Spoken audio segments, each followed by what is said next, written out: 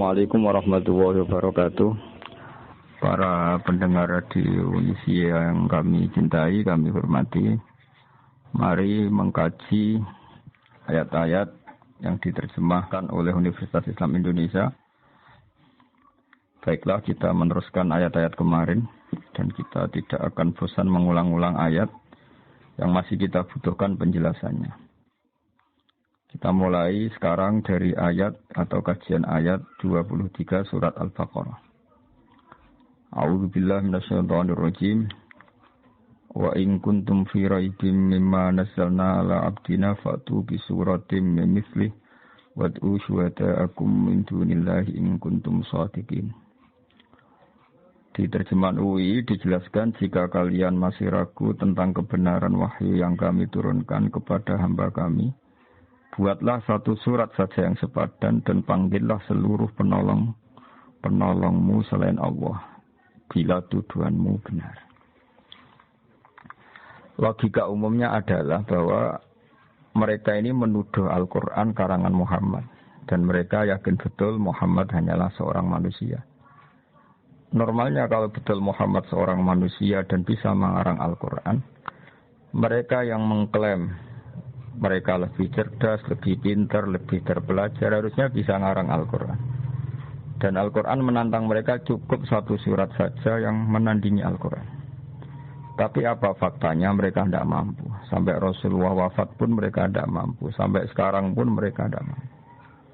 Harusnya yang demikian menjadi satu keyakinan atau kesimpulan bahwa Al-Quran memang kalam Allah yang tidak bisa ditandingi oleh kalam manapun dan tidak akan tertandingi oleh karangan manusia apapun. Berikut beberapa cerita tentang naifnya mereka, ironisnya mereka. Saat mereka benar-benar sering kumpul dan rapat dan memutuskan ingin menandingi Al-Quran, mereka tidak mampu. Sampai menyewa orang yang bernama Musailamah. Oleh Islam, Musailamah ini disebut Musailamah Al-Kadzab, dia pendusta, dia pembohong. Setelah disewa ternyata apa? Mereka hanya minta 1-2 surat yang mirip Al-Quran.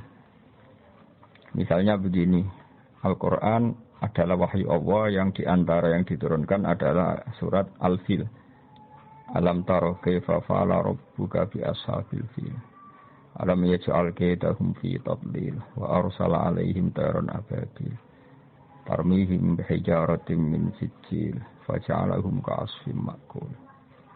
Kalimatnya indah, akhiran ayatnya juga indah, terbaca juga indah. Kualitas maknanya juga luar biasa, bahwa adalah fakta bangsa Arab sebelum kelahiran Nabi dalam waktu dekat ada prahara besar yang dialami penduduk Mekah, yaitu bahwa Abraha ingin merobohkan Ka'bah. Singkat cerita, Abraha ini adalah raja yang cerdas. Dia tahu bahwa Ka'bah adalah sumber ekonomi karena didatangi berbagai pihak. Dan itu artinya jadi wisata religi yang menghasilkan uang. Abraha berpikir ingin bikin Ka'bah di Yaman yang kira-kira mendatangkan wisatawan juga yang nanti berakibat kebaikan secara ekonomi atau secara finansial. Singkat cerita, setelah dia bikin, ada orang Quraisy nggak terima, sampai buang air besar di situ. Kemudian ini sangat bikin marah Abraha dan dia bersumpah akan menghancurkan Ka'bah. Setelah bersumpah mau menghancurkan Ka'bah, dia datang ke sana dengan pasukan gajah yang terkenal, yang melegenda dalam sejarah Mekah, sejarah Ka'bah. Ketika sudah mendekati Ka'bah, singkat cerita, gajah-gajah mereka yang hendak merobohkan Ka'bah, kalau diarahkan ke sana enggak mau. Tapi kalau diajak pulang mau. Setiap mau diarahkan lagi ke Ka'bah enggak mau. Setiap diajak pulang mau. Sehingga ini jadi peristiwa besar. Kemudian Abraham memaksakan tetap mau menghancurkan Ka'bah. Kenapa redaksinya alam taro? Bukankah kamu melihat? Berikut pendengar saya kutip sebagian sejarah pokok di sini. Tentu saat itu yang Sayyidul Qaumi, tuan daripada yang dipertuan besar di Mekah, di kampung Quraisy atau suku Quraisy adalah Sayyid Abdul Muthalib.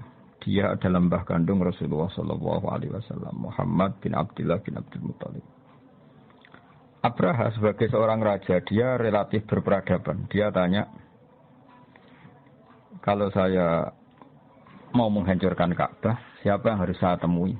Kata masyarakat, ya Abdul Muttalib Sayyidu Hadal Wadi. Abdul Muttalib dia adalah pemimpin di sini.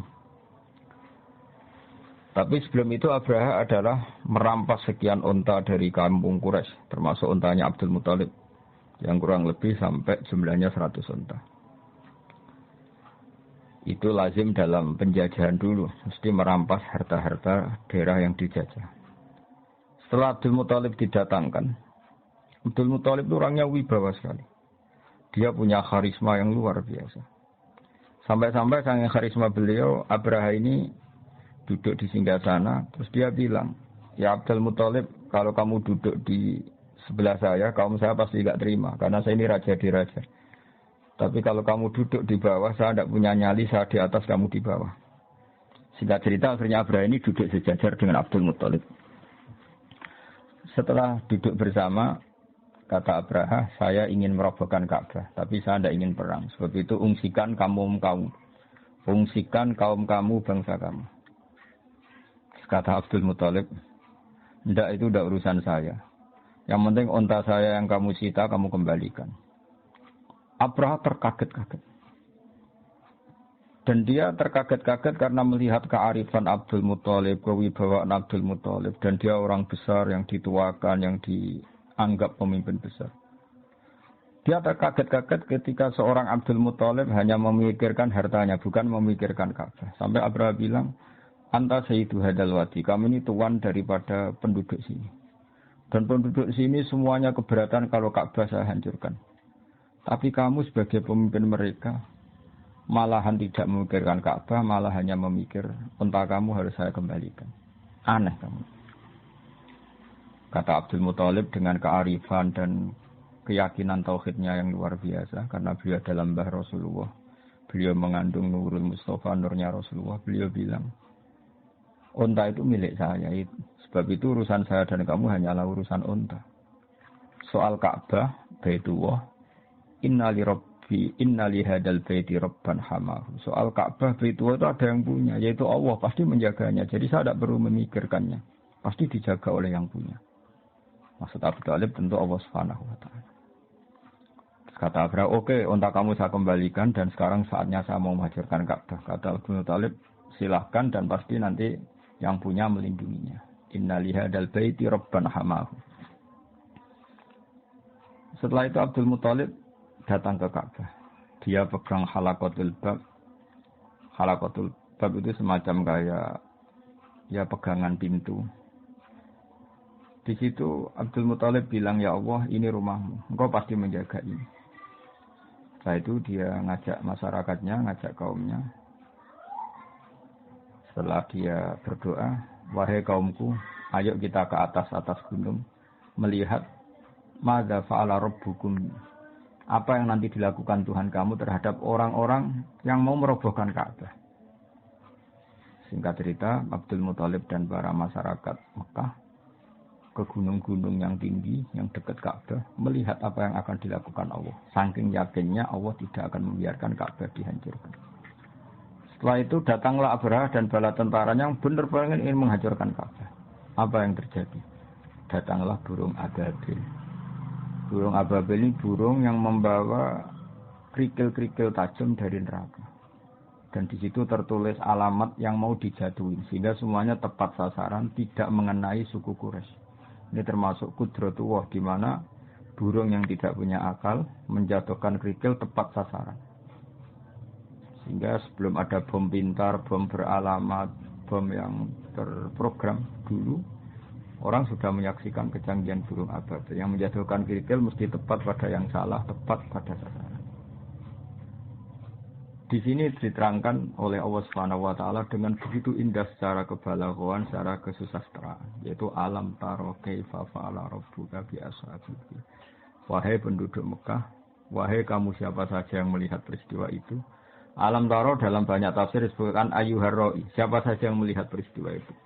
Coba lihat apa yang dilakukan Tuhanmu terhadap ashabil fil, orang-orang bertentara gajah.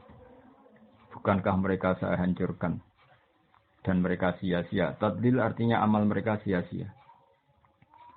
Dan wa arsala alaihim taran ababil, dan Tuhanmu yaitu Allah mengutus pasukan ababil.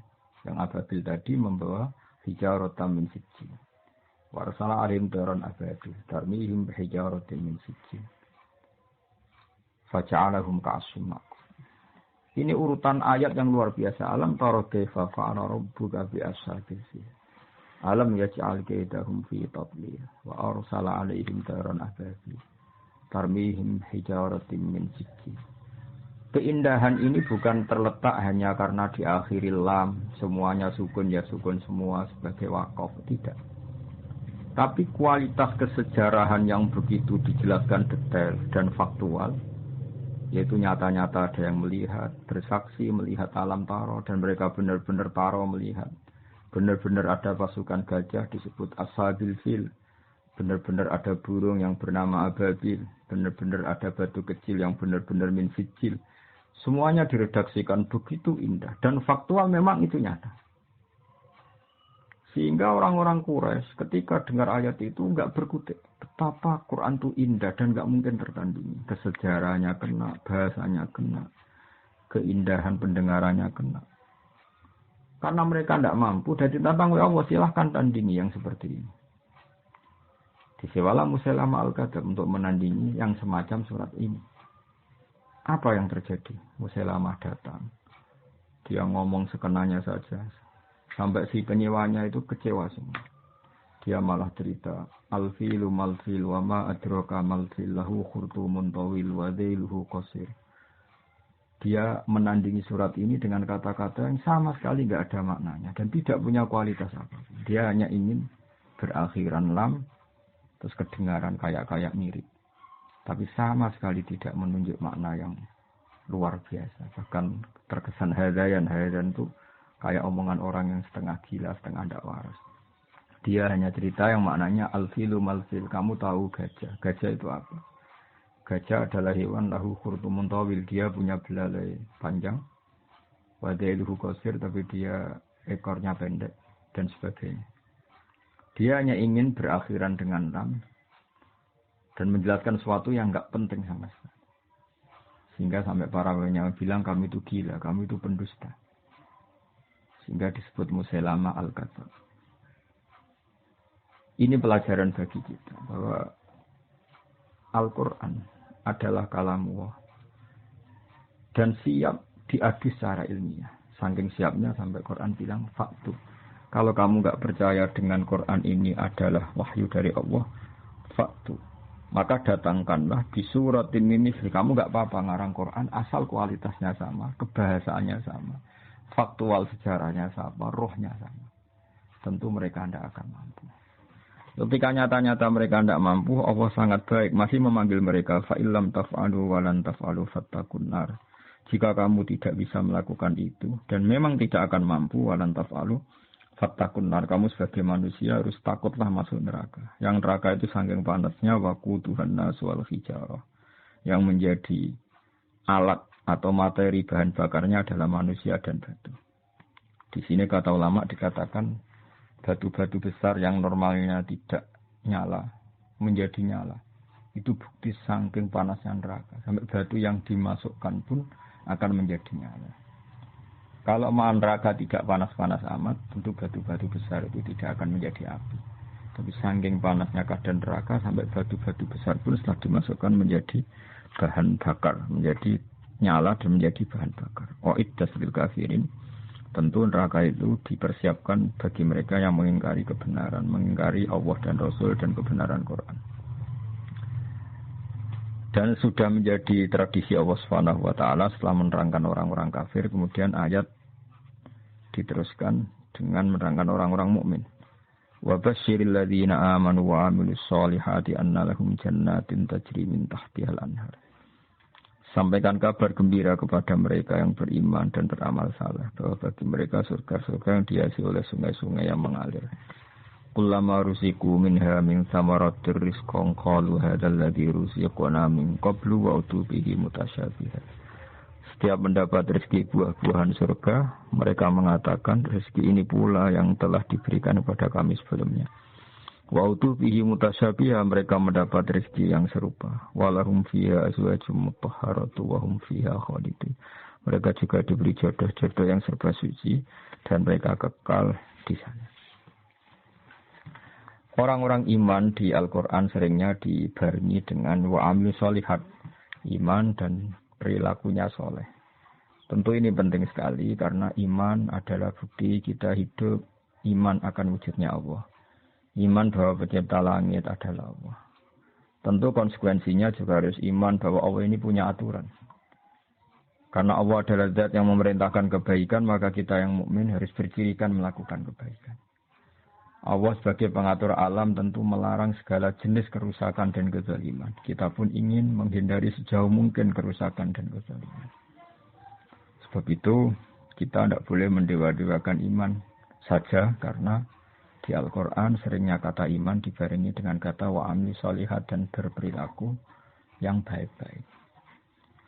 Para pendengar yang kami hormati, perilaku baik-baik ini yang akhirnya bisa menjaga alam raya.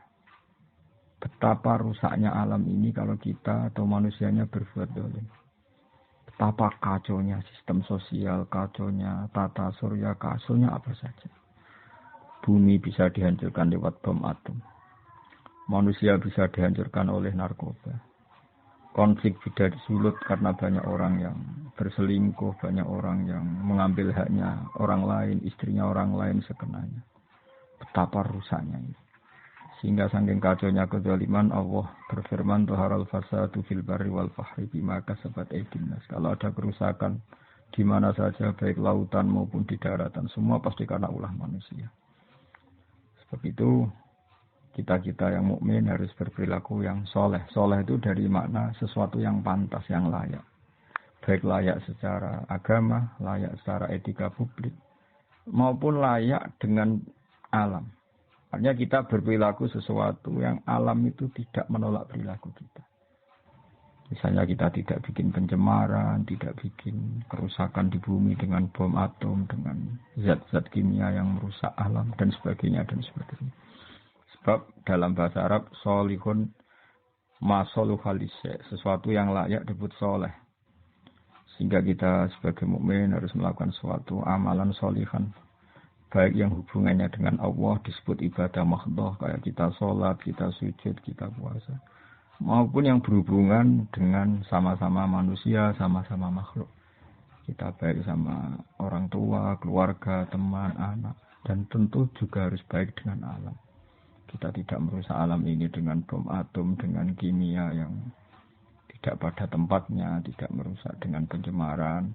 Bayangkan misalnya air yang menjadi sumber kehidupan, kemudian diracuni oleh kimia-kimia yang membahayakan. Kita semua akan mati karena nggak ada sumber kehidupan, karena airnya tercemari oleh limbah, oleh sesuatu yang madarat yang membahayakan. Sehingga kita sebagai mukmin selalu berdoa sama Allah supaya hidup kita adalah hidup yang baik, hidup yang soleh, dan hidup kita adalah cerminan dari iman kepada Allah Subhanahu wa Ta'ala, yang diantara paketnya adalah orang mukmin adalah orang-orang sing amilus sholihat. Karena Allah adalah zat yang baik, yang selalu membalas orang-orang yang baik. Kemudian orang-orang baik ini dijanjikan Allah annalahum jannatin tajri min tahtil anhar. Orang-orang ini akan masuk surga, di mana surga itu serba indah. Di antara gambaran indahnya adalah hiasi sungai-sungai yang mengalir, dan tentu dicukupi segala sumber rezeki, termasuk dicukupi juga kebutuhan-kebutuhan biologis manusia. Disebut walahum fiha azwajum mutahharah, punya istri-istri atau pasangan-pasangan yang tersucikan. Sudah gitu ditutup dengan wahum fiha khalidun, dan orang-orang baik di surga itu selamanya-lama. Perlu dimengerti oleh banyak pemirsa bahwa wahum fiha khalidun, kata ulama ahli fikih disebutkan kenapa orang mukmin yang amalnya di dunia terbatas. Misalnya orang soleh mungkin hidupnya hanya 60 tahun atau 80 tahun. Berarti amalnya dia hanya 80 tahun atau 60 tahun. Kenapa Allah begitu baik dan dibalas dengan surga yang selamanya lama, bukan hanya surga yang berdurasi 80 tahun. Kata para ulama, ini bagian dari sirinya, rahasianya hadis innamal a'malu binniyat. Amal itu akan mendapat pahala berdasar komitmen niat. Karena orang mukmin itu berniat andaikan hidup selamanya lama di dunia juga dia akan iman selamanya lama. Maka dibalas Allah, dia pun masuk surga selamanya lama. Ini sirinya kenapa wahum fiha khalidun. Selain tentu satu karena fadlnya Allah, rahmatnya Allah, kata para ulama. Ini sebagai balasan orang mukmin yang zaman di dunia berkomitmen akan iman selamanya lama. Kalau saja mereka ditakdir hidup 1 juta tahun pun, mereka akan iman 1 juta tahun.